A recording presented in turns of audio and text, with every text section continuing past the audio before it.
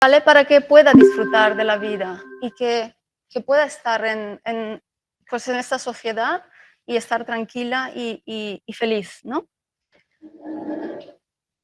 Entonces es un trabajo constante que tiene que realizar la persona altamente sensible para su propio desarrollo personal. ¿Qué es la alta sensibilidad? Pues es un rasgo de personalidad, es un rasgo caracterial que tiene una base genética, ¿vale? Se ha encontrado entre el 15 y el 20% de la población, eso en el año 1997, ¿vale? Es un rasgo que se empezó a investigar porque había sospecha de que la alta sensibilidad era un constructo diferenciado de la introversión. Entonces, en el año 1991 empezaron a investigar sobre el tema, ¿no? Para poder demostrar que no era introversión, ¿no? Sino que era otro rasgo de la personalidad. Y esto que nos dice que tiene una base genética, que por lo menos uno de los progenitores presentan el rasgo de la personalidad. Yo lo heredo de mamá, o lo heredo de papá, o de los dos. ¿Vale? También nos dice que es una estrategia de supervivencia, porque lo que hace, por ejemplo, el niño o la persona altamente sensible, para evitar amenazas, observa de manera muy meticulosa y lo que hace es casa la información del presente con sucesos del pasado para, por si acaso hay una posible amenaza, ¿no?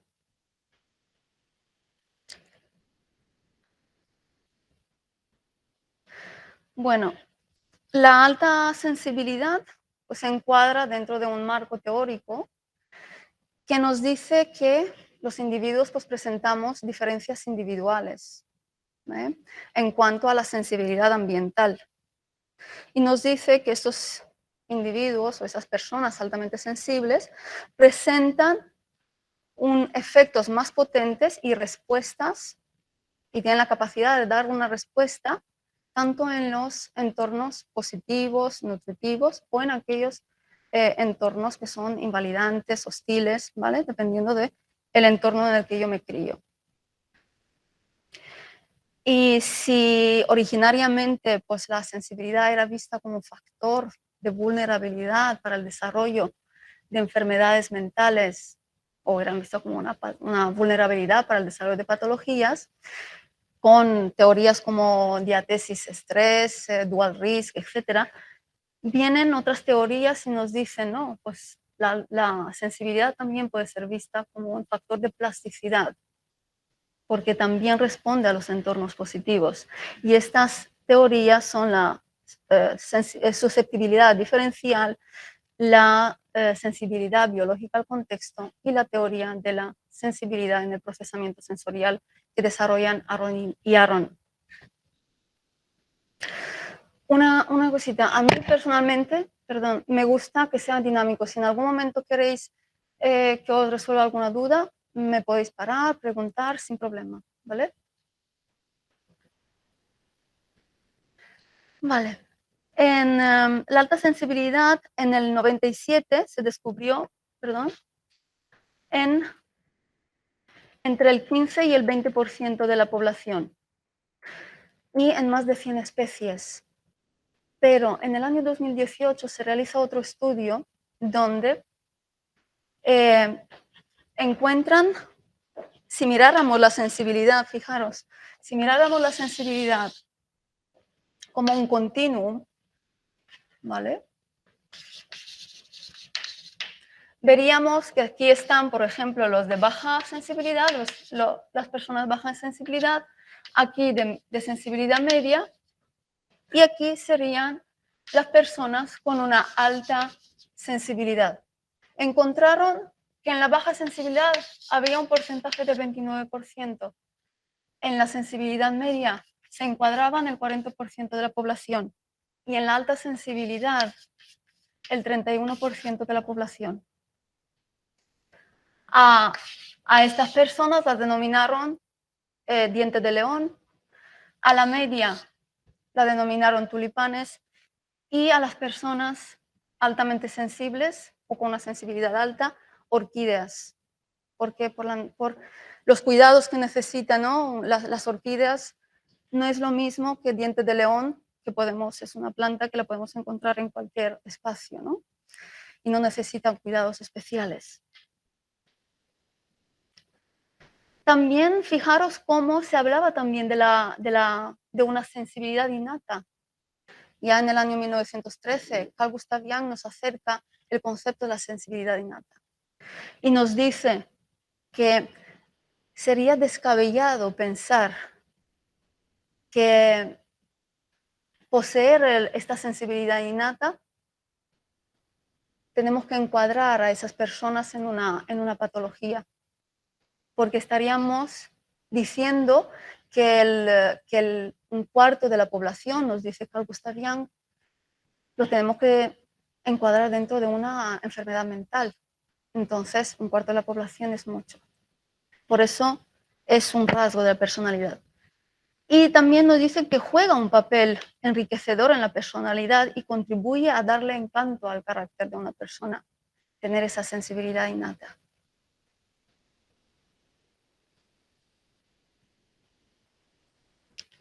El rasgo de alta sensibilidad se mide a través de un instrumento que está validado psicométricamente, que se divide en 27 ítems. Es un cuestionario de autoevaluación, o sea, un autoinforme, y se denomina Highly Sensitive Person Scale o escala de las personas altamente sensibles. Tenemos, y ahora vuelvo, tenemos la suerte de que compañeros psicólogos e investigadores hace poco, ahora no, pero es el año 2021, si no recuerdo mal, porque me hicieron llegar la investigación, validaron y adaptaron la escala de las personas altamente sensibles en población adulta española. Ya tenemos un cuestionario. Pero de momento solamente es en población adulta. En sus inicios, cuando se iniciaron las investigaciones, se consideraba que la alta sensibilidad o la sensibilidad en el procesamiento sensorial era un constructo unidimensional, pero posteriormente, con los trabajos de Smolevska y los colegas, en el año 2006 nos dicen es un constructo tridimensional y las subescalas que presenta la alta sensibilidad son ease of excitation o la facilidad de sobreestimulación o la sobreestimulación directamente, el low sensory threshold, el bajo umbral sensorial, que es esa activación desagradable cuando hay estímulos que siento yo como persona altamente sensible a los estímulos externos, ¿vale?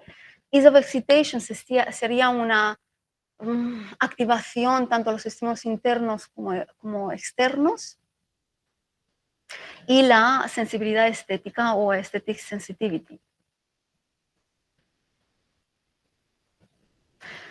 Vamos a conocer cuáles son los 4 pilares fundamentales de la alta sensibilidad.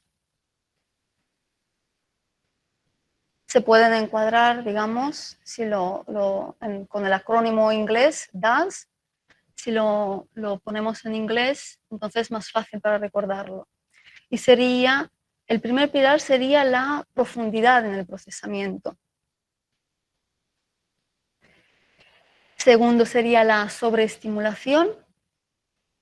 Tercer pilar, donde se engloba 2 parámetros, que es la gran empatía y la intensa reactividad emocional.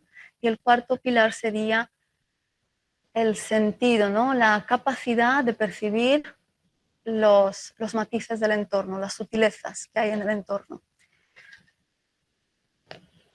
Y veréis cuán interesante es. Me gustaría, mientras están tomando nota, y yo lo agradezco muchísimo, ¿cuántos de los que estamos aquí conocemos algo sobre el rasgo de la alta sensibilidad? Muy bien. Vale. Fantástico. Está muy bien. Y online también hay bastante conocimiento, simplemente por eso, porque es un poco conocido en España, pero cada vez hay más profesionales y hay más personas que conocen las características. Aquí sí que es importante decir que presentar solamente 2 o 3 de estas características no puede identificarse a una persona como altamente sensible. Es decir, no me sirve, dicho de otra forma, no me sirve que tenga una profundidad en el procesamiento, una gran empatía y intensa reactividad emocional. No es una persona altamente sensible. Tiene que cumplir las 4 características básicas. Y a partir de ahí hay otras variantes, otras variables que son propias de cada individuo y le define como altamente sensible, ¿no? Pero como mínimo tiene que tener estas 4. Si no, no podemos decir que es altamente sensible. ¿De acuerdo?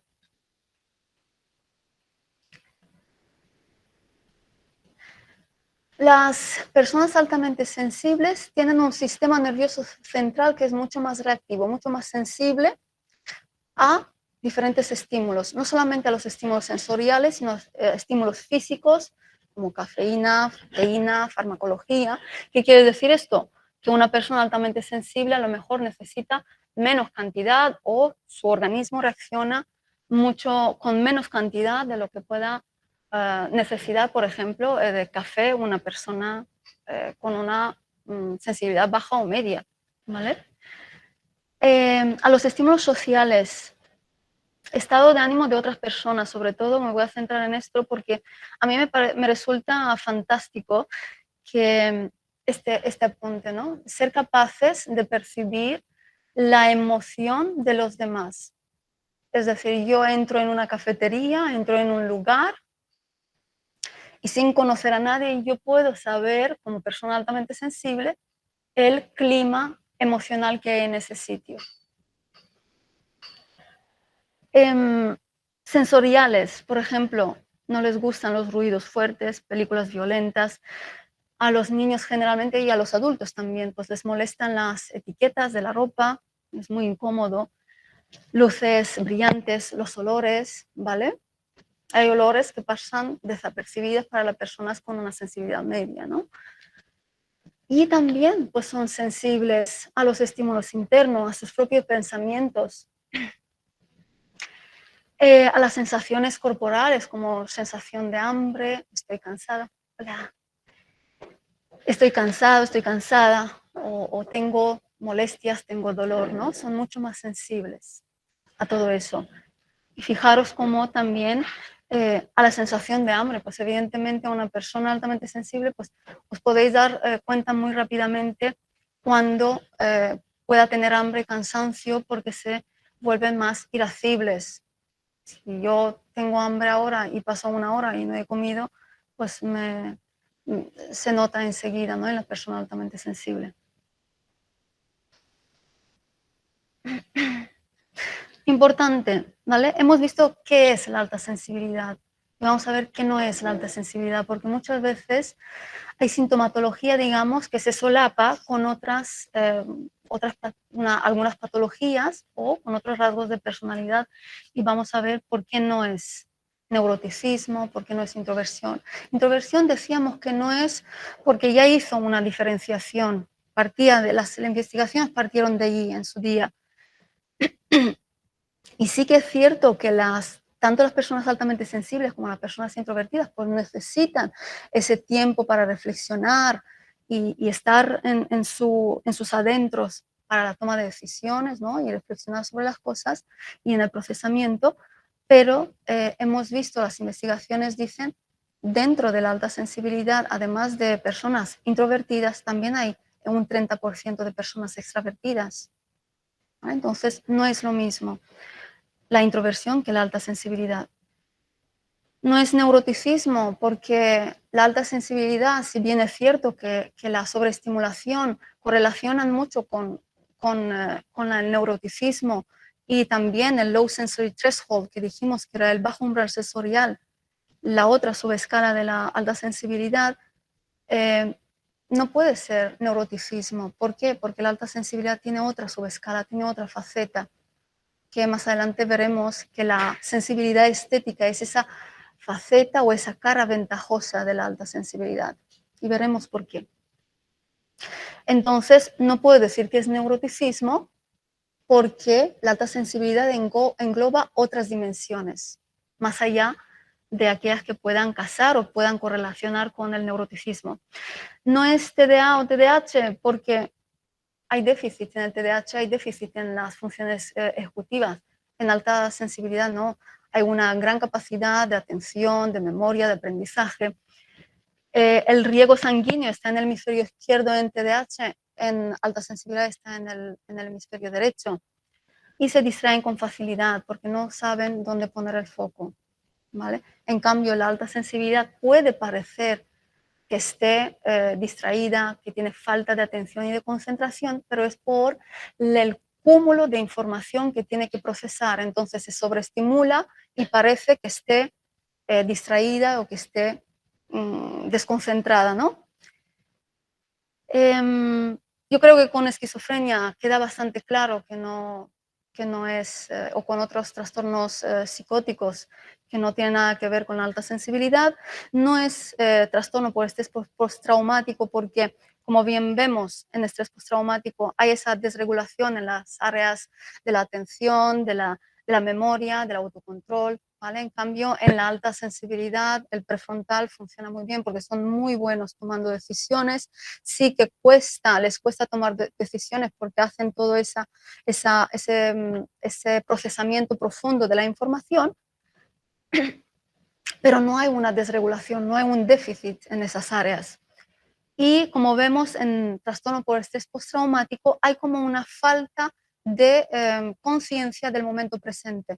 En alta sensibilidad eso no existe. Son muy de estar en su mundo interior y en el presente, en lo que siento ahora y lo que está ocurriendo.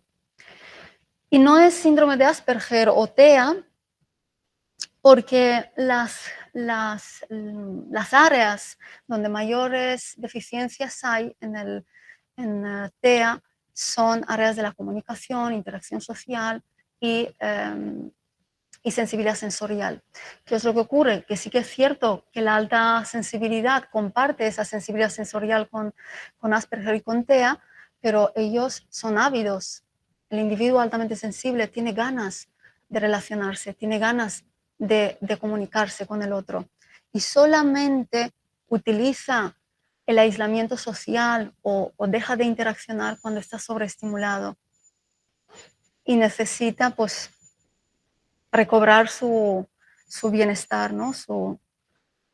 Y además vemos como la prevalencia en TEA es 1% y lo que decíamos de la alta sensibilidad, un 20%, incluso las últimas investigaciones en el año 2018, un 31%.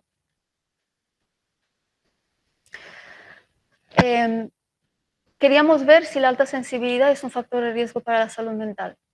Sí, eso nos dicen las investigaciones que sí que es un factor de riesgo, pero como bien decíamos antes, también es un factor de plasticidad, ¿sí?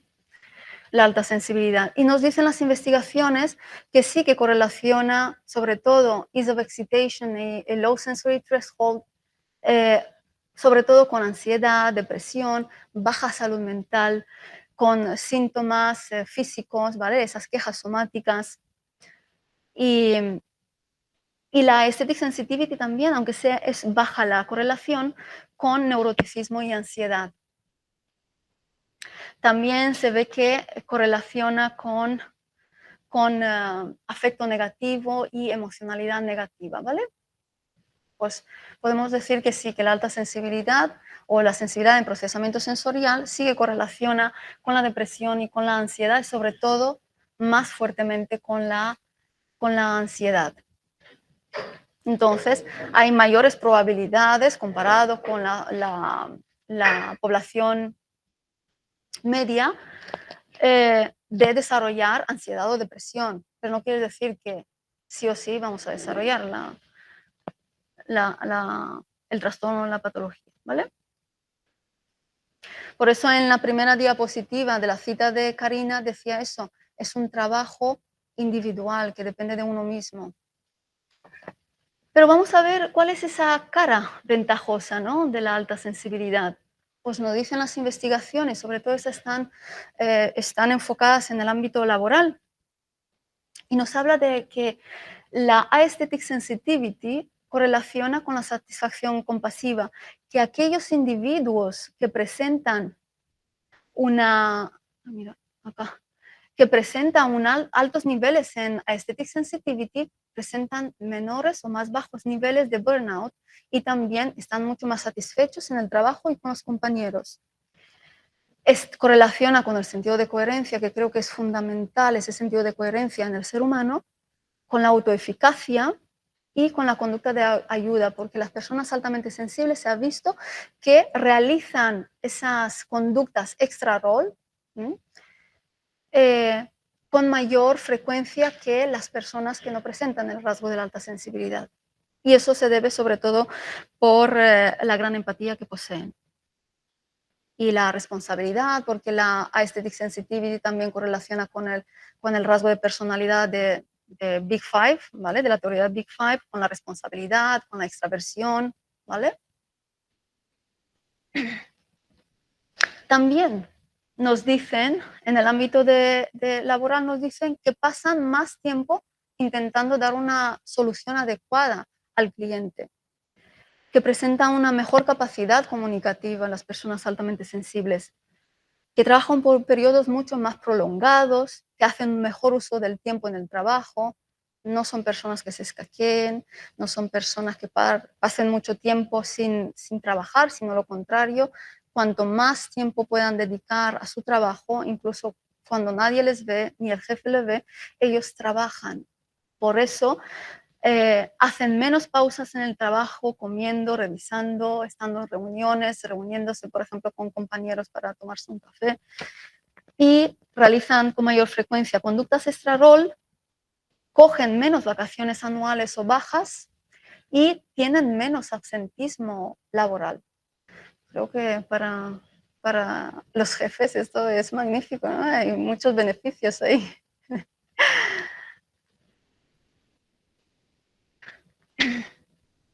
Vale. Lo que decíamos, ¿no? Esas dos caras, por llamarlo así, de la alta sensibilidad. Si veíamos que esa sobreestimulación, esa capacidad de introspección que les puede muchas veces, cuando no están gestionados emocionalmente, les puede llevar a la rumiación, las exigencias, la autoexigencia, el exceso de empatía, la dificultad para poner límites a los demás, y yo me vuelco en la necesidad del otro y me olvido de mis propias necesidades, el perfeccionismo que ellos presentan y la intensa reactividad emocional hace que sean vistas como características pues, que un tanto no son adecuadas, ¿no? O que se encuadren dentro de algunas patologías. Pero no nos olvidemos que la alta sensibilidad es mucho más que esto, que hacen esas conductas extra-rol, que tienen una gran creatividad, una gran intuición, tienen un mundo interior muy rico, perciben las sutilezas del ambiente, como bien decíamos, disfrutan de la soledad, ellos buscan la soledad y disfrutan de esa soledad. No les pesa estar en soledad. Y creo que es algo magnífico que yo pueda buscar esa soledad para mí y disfrutarla y después reunirme y compartir con los demás. Porque yo creo que hoy en día también hay una gran problemática con las personas que no sabemos estar solas, ¿no? Y no disfrutamos de nuestro tiempo a solas. Tienen un sesgo hacia lo positivo, y ahora os explicaré lo que quiere decir esto, y se benefician más de los entornos y las intervenciones positivas. Hay un sesgo hacia lo positivo porque se ha observado que aquellas personas que poseen el rasgo de la alta sensibilidad se benefician mucho más de los entornos positivos comparados con personas que tienen una sensibilidad baja o media. Es decir, se han hecho estudios donde aquellos niños que se criaron en situaciones difíciles se observó que tenían más tendencia a desarrollar depresión, ansiedad, timidez. Después vieron que también niños altamente sensibles que se criaron en entornos nutritivos, amorosos, entornos positivos, los compararon con personas que tenían baja y media sensibilidad, y vieron que las personas altamente sensibles se beneficiaban mucho más y eran mucho más felices viviendo en condiciones, digamos, iguales, en un entorno validante para ellos, eran mucho más felices que las personas con baja y con media sensibilidad. Entonces, por eso la alta sensibilidad tiene como un sesgo hacia lo positivo. Porque además se benefician de las intervenciones positivas. Y hubo otra investigación que se hizo en un programa anti-bullying para minimizar la sintomatología depresiva, y se vio cómo después de la intervención las personas altamente sensibles habían tenido progresos y mejoras después de la intervención. En cambio, las personas que presentaban una baja sensibilidad no tuvieron ningún progreso después de la intervención. Entonces, cuando el niño o la persona altamente sensible se encuentra en un entorno positivo, ahí es como, por decirlo de alguna forma, florece, ¿no?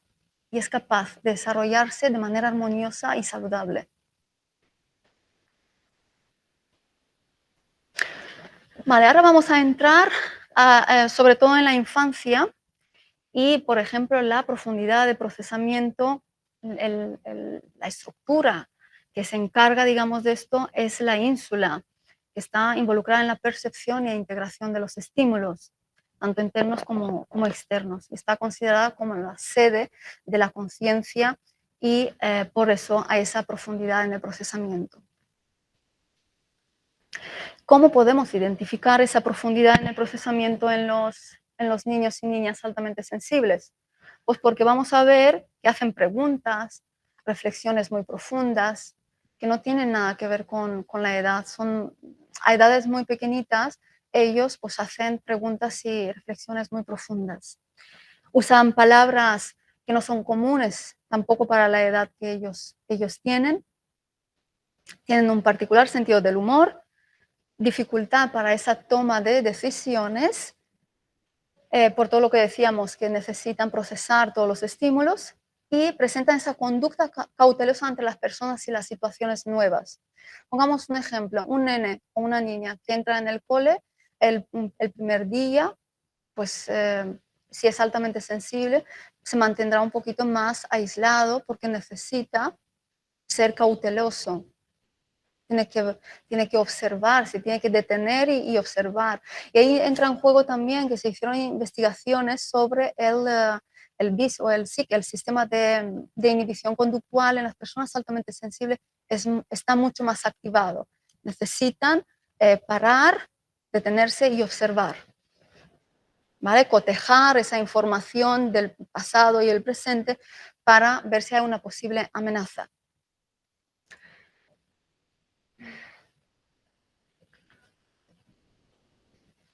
¿Cómo podemos observar esa sobreestimulación? Además de ser muy evidente, muy fácil identificar la sobreestimulación en niños y niñas altamente sensibles, pues por ejemplo podríamos ver que después de un día ajetreado, que han tenido muchas actividades, llega la noche y les cuesta conciliar el sueño. Y decimos, uy, cuánta energía tiene este niño, no se le acabaron las pilas, ¿no? Decimos. Pero no es porque no se le acabaron, sino que ya se le acabaron y entró el pobre en un estado de sobreexcitación, de sobreestimulación, y no es algo positivo. A los cambios, no es que no acepte los cambios, porque no hay problemas no hay déficit en la flexibilidad cognitiva, sino que les cuesta, ¿no?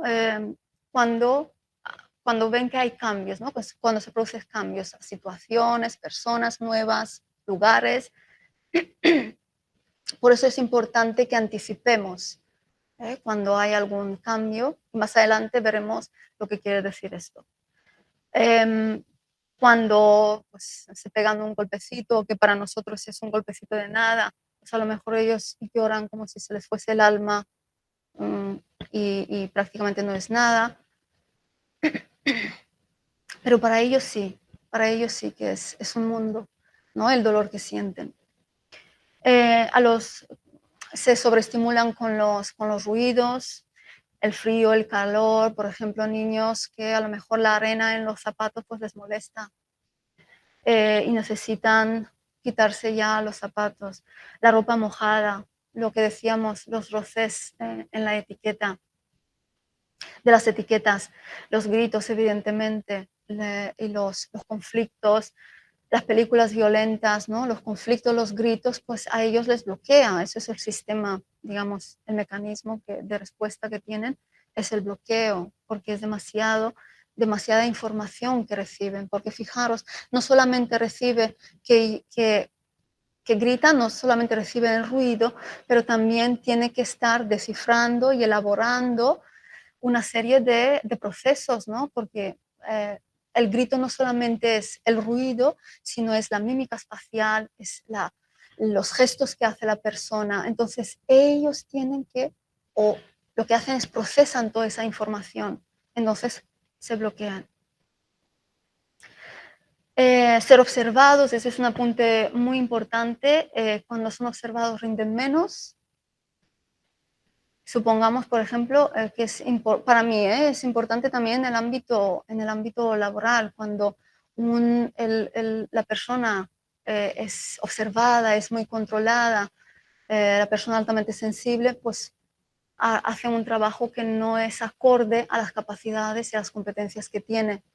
De lo contrario, si se le deja autonomía, tienen esa capacidad de hacer muy bien sus tareas, porque además, como bien visteis, son perfeccionistas, siempre tienden a la excelencia, entonces se les tiene que dar ese margen, ¿no? No ese control y esa falta de autonomía en el trabajo o en cualquier otro ámbito. Y no utilizar los castigos. Francamente, considero que los castigos con ningún niño se tendrían que utilizar, pero menos tendríamos que utilizarlos con los niños altamente sensibles, porque no se aprende a través del castigo. Pues mejor unas reprimendas suaves, ¿no? Y siempre argumentar porque tienen esa capacidad de reflexión. ¿Cómo identifico esa gran empatía?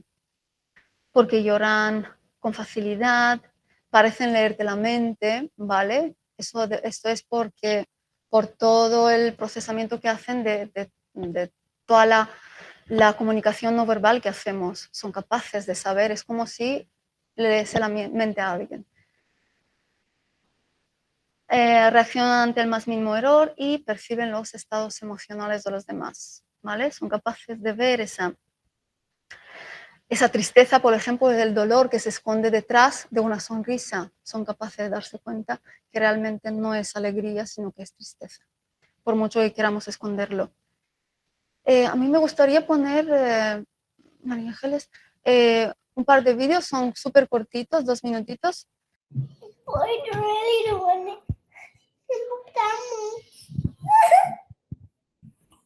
Why are you crying? Because that's a turkey. And you don't want to eat animals anymore. So what do you have to tell mommy? You want to be? I don't know. Say a vegetarian. What's a vegetarian do? They don't eat any animals. They just eat vegetables. I don't like when people eat apples. I just don't want them to be chopped up. You don't want them to be chopped up. But they taste very good. But I don't want to kill a horsey. You don't eat horses. You only eat turkeys Why? and chicken and pigs and cows. The pigs are nice. And chickens are nice and cows are nice. So we shouldn't eat them, should we not? No, why are you chopping them all up? Farmers. Why? It's their job. It's how they make a living. It's how they make money. Well, I don't like when farmers chop people up. Don't chop people up. I don't like when they chop people up. Animals. Animals are very nice. So you're not going to eat animals anymore, are you? And I don't want to keep them chopping. If the farmer keeps chopping them up, there'll be no more apples. They'll all be gone, will they? Okay, we'll ask mommy would she happy to be a vegetarian, will we? Okay, sorry. Why haven't we chopped up?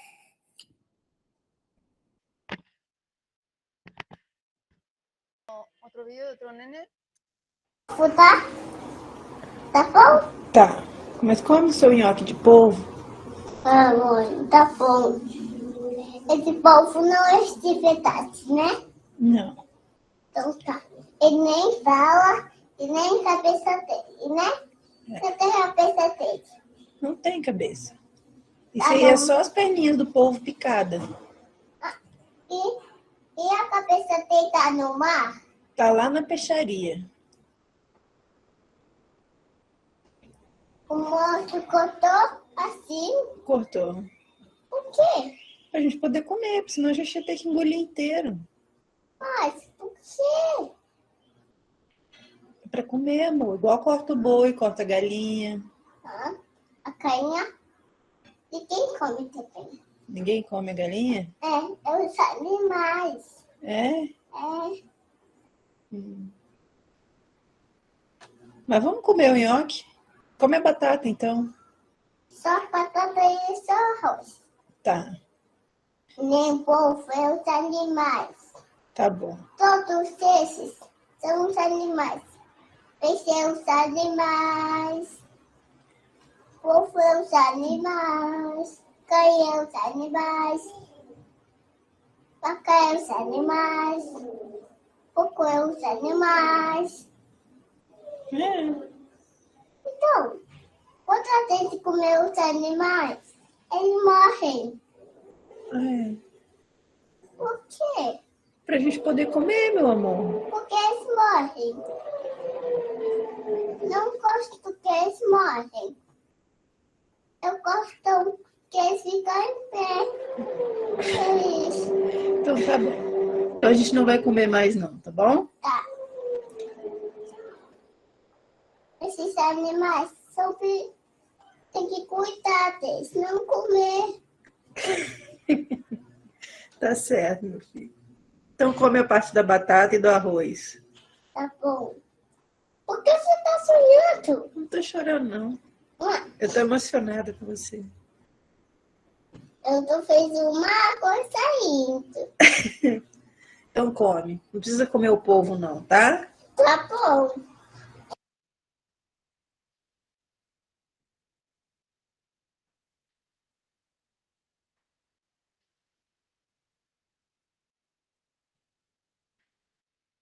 Vale. Pues más o menos así podemos ver cómo es un niño altamente sensible y cómo podemos identificar esa sensibilidad ante las sutilezas del entorno, ¿no? Cómo las perciben. Por ejemplo, pues lo que hablábamos hasta ahora, ¿no? Por ejemplo, que los olores son capaces, son grandes expertos en la conducta no verbal, porque pues saben descifrar esas microexpresiones, ese tono de voz, la mirada de los demás. Si, por ejemplo, el mobiliario ha cambiado de sitio o ha sido retirado, si hay cambios en las personas, en lugares donde han estado y vuelven al mismo sitio con esa persona, pues se dan cuenta de aquellos cambios, aunque sean mínimos.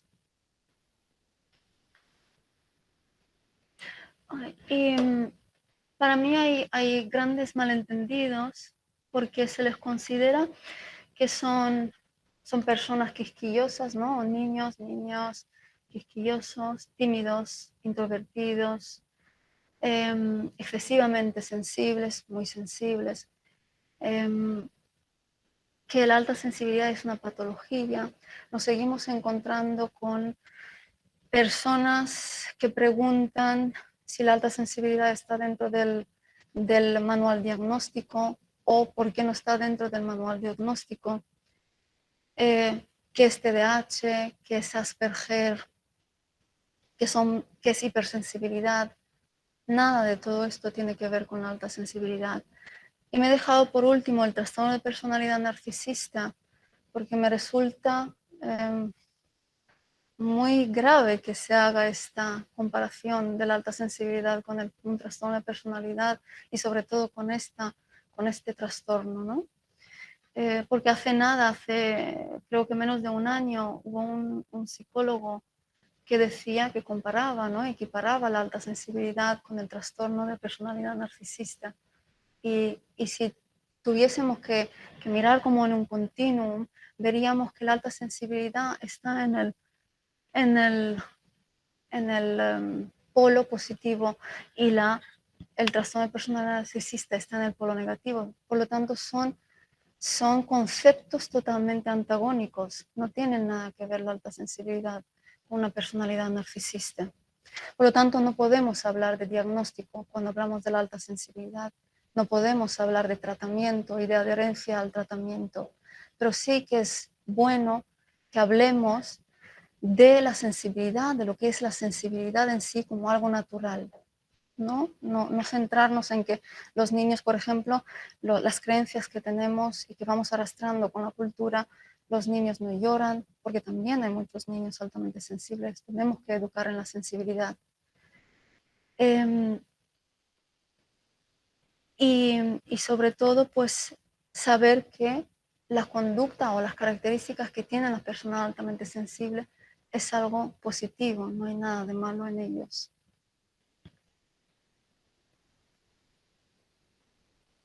¿Qué podríamos hacer para que un niño altamente sensible pues, se críe feliz? Y esto es válido también para cualquier niño, evidentemente.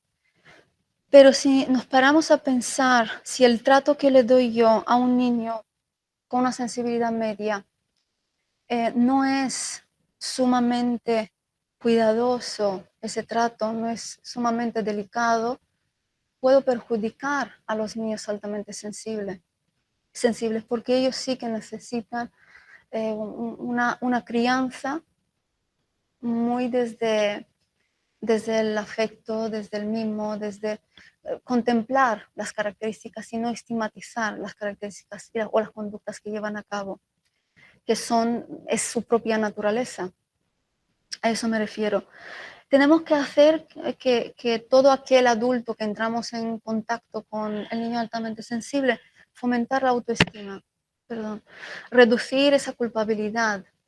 Y eso hace referencia a que aquello que tú haces, las conductas que forman parte, son inherentes a tu forma de ser, a tu personalidad, está bien. Tener una disciplina positiva o empática y aprender lo que decía antes, hablar de la sensibilidad con normalidad. Y además me gusta añadir que hay que poner límites saludables, evidentemente siempre buscando el bienestar del menor y acorde a la edad de cada uno de los menores, ¿vale? Porque el amor sin límites no es amor, es seguir dejando en desamparo a ese niño cuando le dejo pues, hacer lo que le parezca y no le guío, no le acompaño en la crianza.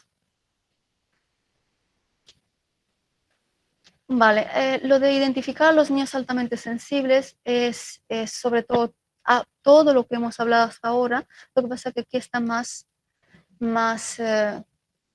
compactado, ¿vale? Entonces no me voy a reparar mucho en ello. Y vamos a pasar a las líneas de actuación. Evidentemente son líneas de actuación básicas, ¿vale? Que podemos poner en marcha también con cualquier otro niño. Evitar la sobreestimulación, por ejemplo, si estamos en casa o estamos en el ámbito educativo, pues estaría bueno, por ejemplo, en el ámbito educativo, permitir al menor altamente sensible cada hora y 20 minutos, salir 5 minutos a que se despeje, ¿vale? Igual en la universidad es importante porque a veces hay 3 horas seguidas y las personas altamente sensibles no pueden con tanta información y necesitan salir un ratito. No utilizar el castigo, lo que hablábamos anteriormente.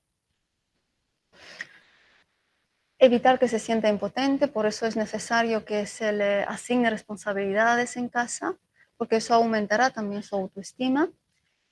Tenemos que hacer una anticipación cuando se hacen cambios de actividad para que esa para que esos cambios se hagan de manera paulatina y que al niño altamente sensible o a la niña altamente sensible le dé tiempo para hacerse la idea, ¿no?, de qué es lo que sigue después de la actividad que está realizando, ofrecerle siempre opciones, ¿vale?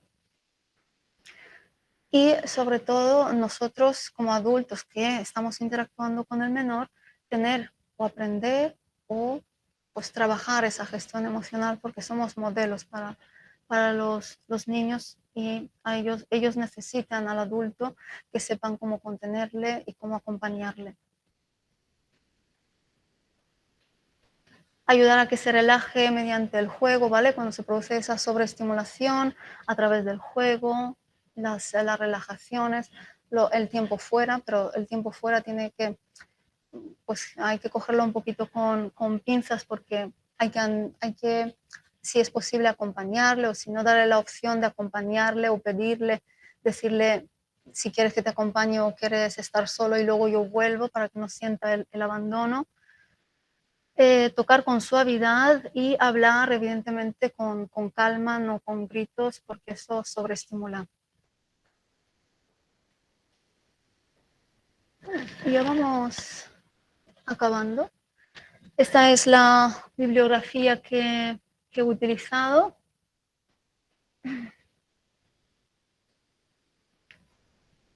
Y muy bien, y como siempre me gusta acabar las presentaciones, igual que las empiezo, me gusta acabarlas con una frase. Creo que esta es muy interesante, que nos acerca a Jean-Jacques Rousseau y nos dice que la infancia tiene maneras de ver, pensar y sentir que le son propias.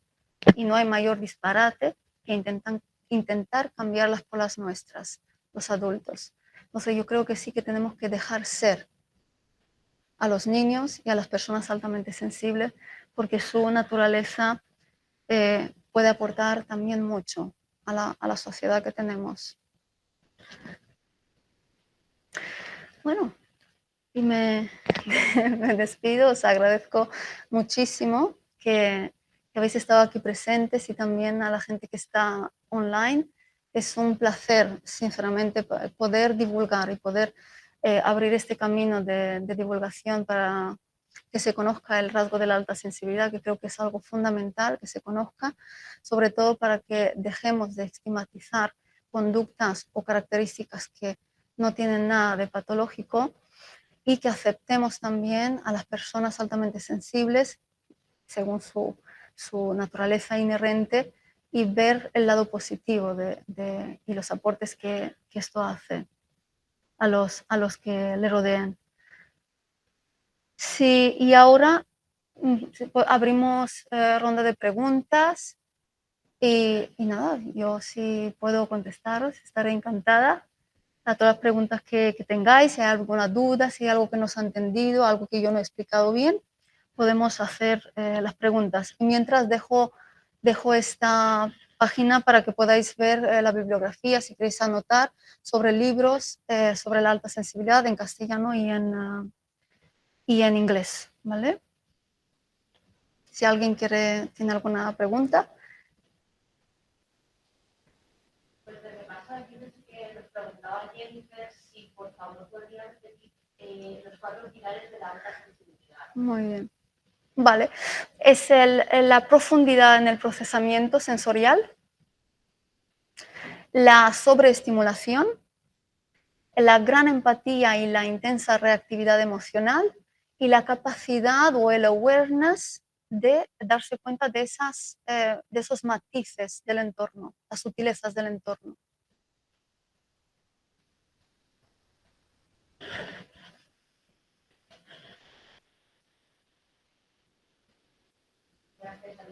También al principio de la charla, luego hemos estado hablando de estos temas, Estela nos comentaba que cuál era la distinción con las personas de altas capacidades, ya que estas también suelen tener alta sensibilidad. Claro, sí, es posible que las personas con altas capacidades presenten también el rasgo de la alta sensibilidad, pero no necesariamente se tienen que dar de la mano, ¿vale? Igual que una persona altamente sensible no tiene por qué tener asociada por ejemplo, una patología. O que también hay personas que son altamente sensibles y sí que han desarrollado alguna patología. Pues el tema de las altas capacidades, sí que reconozco, yo no estoy muy puesta en las altas capacidades, pero sí que sé que a algunas personas pues presentan también el rasgo de la alta sensibilidad.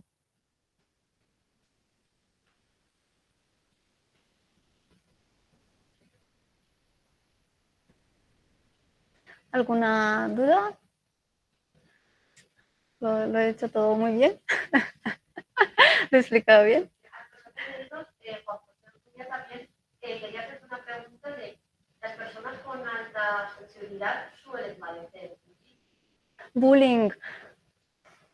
Pues sí, cabe la posibilidad, sí, claro, como cualquier otro niño, pero ellos posiblemente por si son además introvertidos, ¿no? Porque hemos dicho que el 70% de los niños altamente sensibles son introvertidos y necesitan ese tiempo para procesar y para poder acercarse a los demás y a las situaciones, pues evidentemente pueden sufrir bullying como cualquier otro niño que a lo mejor es introvertido solamente, pero no es algo inherente a la alta sensibilidad que tenga por que sí sufrir bullying, pero sí.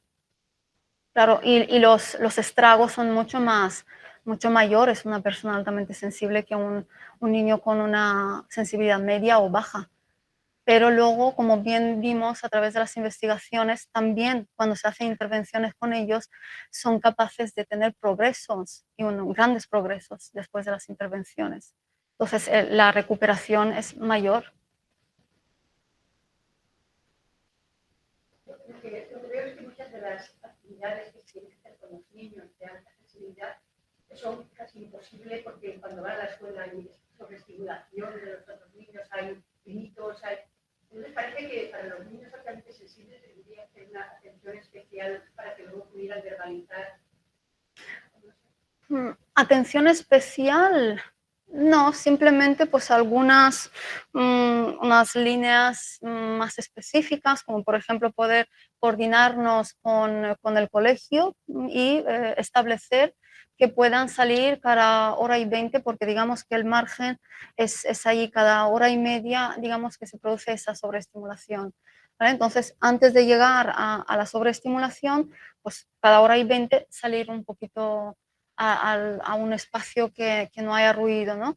Pero sí que es cierto, pero que hay mucha sobreestimulación, porque por eso digo, la sociedad que tenemos no está diseñada para las personas altamente sensibles, porque tenemos ruidos constantes y hay mucho estímulo, ¿no? Y es complicado, por eso también el trabajo constante de la persona altamente sensible que tiene que hacer con ella misma.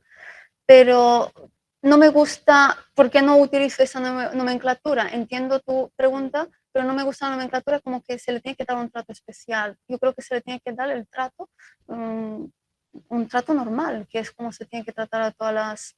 Pero la atención, quizás reservar algún tiempo para hablar con ellos y ver que cómo asimilan esas cosas que son contra su personalidad. Claro, por eso, por ejemplo, es importante en los colegios que los profesionales, los docentes también se familiaricen con el rasgo de la alta sensibilidad, porque así pueden identificar a los niños y si tienen que salir del aula y ven que están distraídos, que parece que pierden la concentración, darles el espacio para que puedan luego volver, ¿no?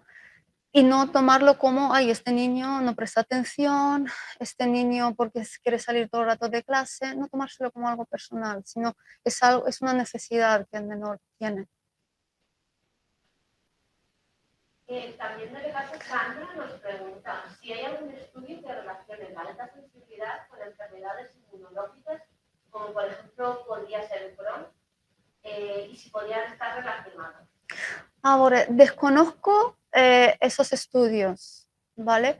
Pero sí que es cierto que la alta sensibilidad, pues vimos que está relacionada con las quejas somáticas y que luego pues presentan problemáticas a nivel digestivo, a nivel de piel, ¿vale?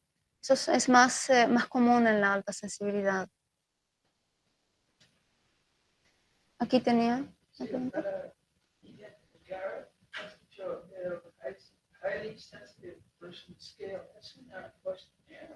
Sí, es un autoinforme, es un cuestionario que yo mismo me lo aplico y voy contestando con verdadero o falso. Si hiciésemos el original, que es de Elaine Aron, ¿no? Pues yo cojo el cuestionario y contesto según las características que yo presento. Y aquí sí que agradezco mucho que has hecho esta pregunta porque se me olvidó decir, cuando yo quiero identificar en mí como adulto la alta sensibilidad, no puedo coger y responder cómo me siento yo actualmente. Pues me asusto con facilidad, sí. Tengo que remontarme a mi infancia, cómo yo era cuando era pequeñita, ¿vale? Y responder a las preguntas que tienen que ver con la alta sensibilidad en el cuestionario de cuando yo era pequeñito o pequeñita. Porque esta sensibilidad de procesamiento sensorial se puede adquirir, evidentemente. La sensibilidad de procesamiento sensorial, pues yo puedo desarrollarla por ejemplo, que me hago bien las aglomeraciones o que me quiera aislar, pues porque he pasado episodios de ansiedad, de depresión, a lo mejor ha sido leves o a lo mejor ni me he dado cuenta o no he ido para que me lo diagnostiquen y digo, vale, pues soy altamente sensible. Y porque también a mí como individuo no me pesa tanto la etiqueta de soy altamente sensible porque es algo positivo que tengo depresión, tengo ansiedad. Entonces, por eso es importante que yo me remonte a mi infancia y verme a mí mismo, del adulto que soy ahora, como era cuando era pequeñita. Y si presento esas características, esos 4 pilares, o las respuestas que doy al cuestionario se ciñen a cómo yo era en mi infancia, y me sale que es positivo, pues fantástico. Me sale que es positivo. Quiero decir, si me sale que soy altamente sensible, fantástico. ¿Está disponible? Sí, hay una asociación también, asociación de profesionales de la alta sensibilidad y asociación de personas altamente sensibles. Os podéis meter allí, indagáis y tienen el cuestionario también en la página. Si no recuerdo mal, el cuestionario que validaron y adaptaron para la población adulta española está en la Asociación de Profesionales de la Alta Sensibilidad. Y podéis contestar online y os mandan por correo electrónico los resultados. Amelia también nos pregunta, referente a la alta sensibilidad en niños, si tienen problemas para los niños altamente sensibles, es decir, suelen tener insomnio, despertares nocturnos. Claro, pero esto viene con cualquier infante. No es algo inherente a la alta sensibilidad. Por lo que, si por lo que sea tiene terrores nocturnos, hay que indagar por qué tienen esos terrores nocturnos, pero que no es algo que forma parte de la alta sensibilidad y hay que mirarlo desde un prisma positivo o simplemente pues dejar estar ese tema, no, porque no es una característica de la alta sensibilidad, es algo que sí que tiene que mirarse, qué es lo que le ocurre al infante para que tenga esas problemáticas. Y ya por último, tanto Manuel como Nerea han coincidido en la pregunta, era si tenías algún tipo de consejo para darnos si eres una persona con alta sensibilidad, una persona adulta, y en esa misma línea me había también recalcado si podrías recomendar, un poco la bibliografía, pero bueno, si podrías recomendar libros o fuentes con las que podamos aprender más sobre esto. Claro, pues como fuentes, para responder a la segunda pregunta, pues sería, estos son algunos de los libros y he escogido también que como veáis, por ejemplo, que no solamente hable de alta sensibilidad en niñas, por ejemplo, sino también ver que hay un libro sobre el niño altamente sensible que estrictamente habla de los niños, que creo que es importante que demos visibilidad a eso, que los niños también pues, pueden llorar y no pasa nada. Eso sería como libros, algunos, ¿vale? De los libros que son importantes y referencias también pues en artículos científicos. Podemos encontrar mucho en las bases de datos. literatura científica, y la podemos encontrar bajo el nombre de sensibilidad en el procesamiento sensorial.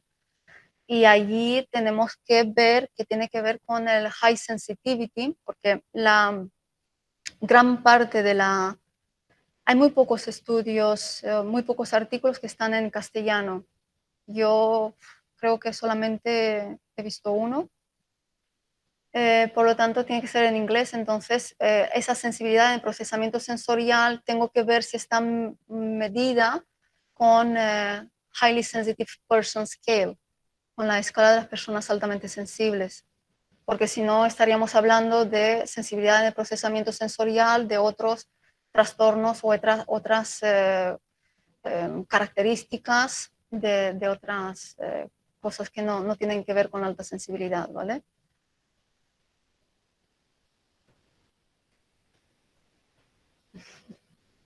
¿Nada? Vale. Pues nada, me despido, pero os agradezco muchísimo, de verdad, que habéis estado aquí, todas las preguntas que me habéis trasladado, y espero eso, que podamos también los jóvenes psicólogos que puedan transmitir, ¿no? ese mensaje sobre la alta sensibilidad, porque creo que es importante, ¿no? Que se conozca, sobre todo los profesionales de la salud, que conozcan esas características. Y nada más. Os agradezco muchísimo también online. Muchísimas gracias por estar aquí.